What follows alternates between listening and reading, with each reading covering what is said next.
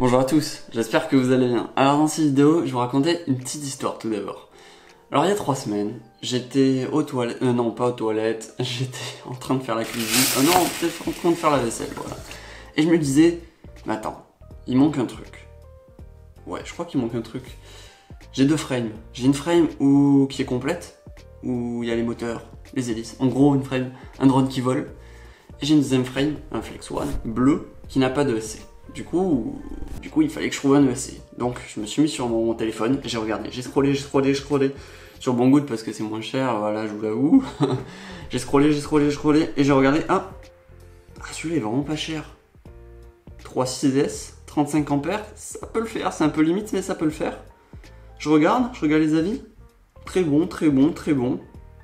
25 €. Je fais. Allez, j'appelle Mariette. Mariette, s'il te plaît. Est-ce qu'il y a la possibilité de tester ces ESC? Elle m'a dit, ok, pas de souci, je te l'envoie. Je fais, bah super. Et il y a 2 jours en fait, j'ai reçu un petit papier dans la boîte à lettres me disant, bah monsieur, il faut aller chercher votre colis à la poste. Je fais, yes, j'y vais. Donc premier colis, les moteurs, et le deuxième colis, l'ESC.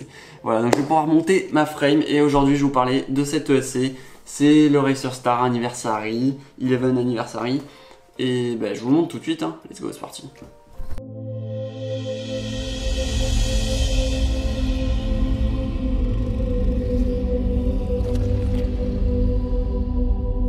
Je vais vous dire avec vous les spécifications, je les connais pas par cœur, donc c'est pour ça que je vais regarder sur mon téléphone. Alors, c'est la marque Racer Star, la marque je dirais la moins chère du marché. Alors, en fait, il accepte, c'est un ESC 35 ampères, il accepte du courant de 35 ampères en continu et des pics à 40 ampères. Donc comme on a vu, les moteurs que je vais utiliser peuvent faire des pics à 43, même plus en fait, mais on verra, ça va le faire, j'ai confiance. En gros, ça va vraiment être un test parce que ça va les pousser vraiment, ça va vraiment le pousser à fond. Donc, dans plusieurs jours, plusieurs semaines, vous allez voir, je vais vous en parler. Je vais vous dire un peu mon avis. S'il résiste plus de quelques mois, ça veut dire que je pense que c'est un bon produit. Donc, du coup, je peux pas vous dire maintenant c'est un bon produit, à part avec les avis de d'autres utilisateurs. Mais d'abord, je vais vous dire le gros point faible de cette ESC, je pense pour moi. Le point faible, c'est qu'il n'y a pas de sortie 5 volts ni 12 volts. Donc je pense que c'est vraiment dommage. On peut pas brancher de VTX ou de caméra dessus. Par contre, ça accepte les lipos de 3 à 6S. Donc si vous voulez mettre, je sais pas, des lipos avec du très haut voltage et des moteurs bas KV, mais qui acceptent du haut voltage, je pense que c'est un ESC qui peut le faire. En tout cas, je pense, hein, je suis pas sûr, mais je pense. En tout cas, il accepte sur le papier. Poids 13 grammes, ouais, je pense que c'est un poids raisonnable. En tout cas, il a pas l'air très lourd. La plaque, c'est du 36 sur 36, taille des trous 35. En fait, c'est une taille classique pour les FC. Voilà, c'est pas un 20 par 20, c'est un 30.5 x 30.5. Les tailles des trous, quoi. Enfin, voilà, vous avez compris. Le deuxième point faible que je peux trouver à cet ESC, c'est qu'il fonctionne avec du Belly S et non du Belly 32.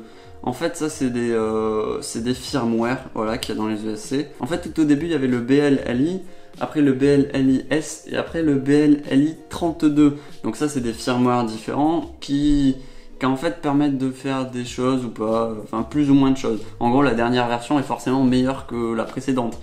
Déjà, les 2 premières fonctionnent en 8 bits et la 32 en 32 bits. Du coup, 32 bits, ça veut dire qu'il y a plus d'informations qui peuvent être transmises entre les ESC et la FC. Du coup, c'est mieux. Et là, c'est un BLLI S. Du coup, c'est un peu moins bien. Mais après, je vous dire en vol, si je ressens des trucs, je pense pas qu'on ressent des trucs. Mais voilà, donc du coup, on peut pas avoir de télémétrie, il me semble. On peut pas avoir des options qu'on peut avoir avec le BLLI 32. Voilà. Après, si vous voulez un ESC, voilà, qui est pas cher, qui a pas trop d'options, qui est pas de la dernière génération, ça peut très bien le faire. Vu que c'est quand même une review, il faut que je vous dise ce qu'il y a à l'intérieur quand on l'achète. Donc déjà, il y a l'ESC, comme on peut le voir. Je vous fais des gros plans, vous allez très bien voir. Une petite pochette avec un XT60 et aussi des petites entretoises en nylon qui permet de superposer l'AFC avec l'ESC. Et aussi bien sûr une petite prise qui permet, comme vous le voyez, qui permet de brancher justement l'ESC à votre FC de manière très propre. Vous avez aussi livré avec l'XT60 2 petits câbles. Alors c'est des 14 AWG. C'est pas très gros, ouais c'est un peu light, mais bon s'ils l'ont mis c'est que ça peut suffire. Franchement je sais pas du tout, mais moi je mettrais un peu plus gros quand même, je mettrais du 12 AWG. Bon après pourquoi pas. Vous avez un petit autocollant qui est pas hyper stylé, mais voilà, je sais pas trop pourquoi. Ouais, je sais pas si beaucoup de gens le mettent. Ça permet aussi peut-être de protéger les composants pour pas qu'il y ait de contact avec des cartes qui sont au-dessus ou en dessous. Voilà, je pense que l'utilité elle est là.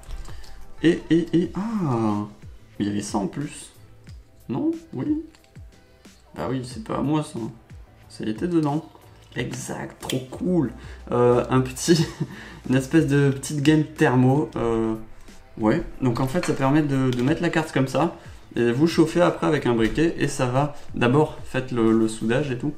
Mais ça va. Ou alors faites-le. Je sais pas quel moment faut le faire. S'il faut le chauffer maintenant, genre et après on découpe et après on soude. Ou on soude et. J'en sais rien en fait. Allez, voilà, je crois que je vous ai tout dit. Ah oui, j'ai oublié quelque chose quand même quand on fait une review, c'est le manuel. Et non Emmanuel. Voilà, alors Manuel, il est très gentil, il nous explique comment ça fonctionne. Avec des indications toutes simples.